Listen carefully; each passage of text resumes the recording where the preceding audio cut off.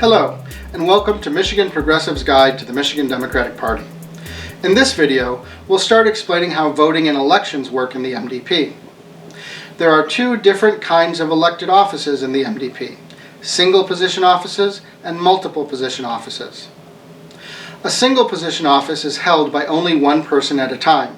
Chair, treasurer, and secretary are examples of single position offices. A multiple position office is held by more than one person at the same time. State Central, District, and County Committee delegates are examples of multiple position offices. Any two or more positions that are effectively the same in their duties and qualifications are a multiple position office, even if they have different names or numbers. For example, 4 vice chairs is a multiple position office.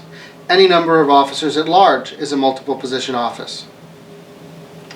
The new rules adopted by the State Central Committee in March 2018 explicitly require single position offices to be elected by majority voting, and multiple position office to use a system of proportional voting called slate voting. The new rules also specify that elections for single position offices must be run separately from elections for multiple position offices. In this video, we'll cover the basics of electing candidates to single position offices. In our next video, we'll cover the procedure for multiple position offices. Single position offices must be elected by something called majority voting. To be elected to a single position office, a candidate must win a majority of the total votes, not just more votes than each other candidate. If there are 3 or more candidates and none win more than 50% of the total vote, the candidate with the fewest total votes is eliminated. The election is run again among the remaining candidates. This process repeats until one candidate receives more than 50% of the vote. In case of a tie, lots are drawn to decide the result. For example, if there are 4 people running for MDP chair and the total votes are 35%, 25%, 30%, and 10%, the candidate with 10% is eliminated and a new vote is taken. If the vote is 44%, 28%, 28%, the 2 candidates with 28% draw lots to decide who goes to the next round and who is eliminated. If the result of the next round is 51-49, the candidate with 51% wins. If the result is exactly 50-50, the 2 candidates draw lots to decide who the winner is. This is the one and only process for electing candidates to single position offices in the MDP.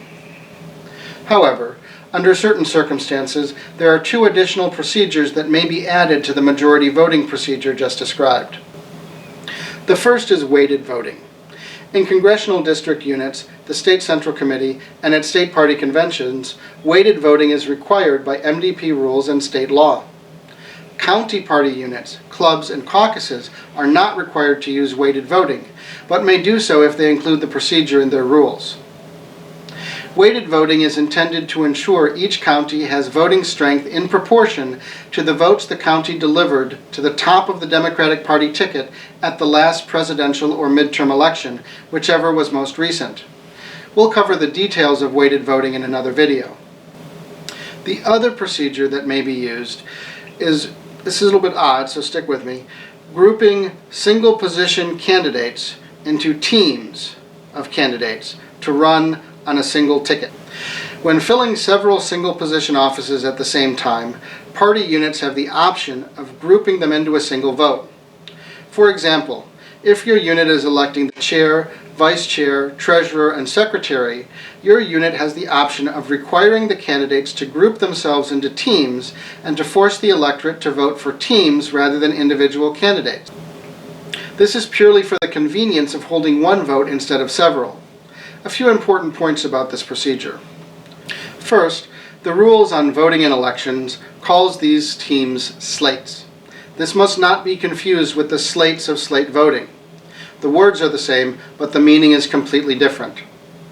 Second, this procedure is optional. If your unit wants to use this procedure, this choice must be publicized along with all the other election procedures at least 30 days in advance of the election. Third, your team need not have a candidate for each position to be filled. For example, your team could be just you running for one of the offices, or your team could have candidates for just 2 or 3 of the offices to be filled. Doesn't need to be the full 4 or however many. All candidates from the team with a majority of the vote are elected. If any of the offices are left unfilled, a separate vote is held for each of the unfilled offices. Fourth, this procedure often has the effect of forcing voters to vote against their judgment. For example, your choice for chair and your choice for vice chair may be on different teams. This is too high a price to pay in democracy for a few minutes of time saved. MDP Rule 2.18 reads, quote, "No rule shall be adopted by any MDP unit that would require any person to cast a vote or be recorded as voting contrary to that person's judgment," unquote. Grouping single position offices in this way is a clear violation of Rule 2.18. That's all for this video. In our next video, we'll explain how multiple position offices are elected and use slate voting to ensure proportional representation. If you enjoyed this video, please hit like, subscribe, and ring the bell to get notification of future videos. If you like the work we're doing, please consider supporting us on Patreon. Your contribution gives you access to bonus content like extended episodes of our podcast, exclusive one-on-one interviews with special guests, and supports free videos like this series on the Michigan Democratic Party. Find us at patreon.com/MichiganProgressive or visit us at our website, michiganprogressive.com.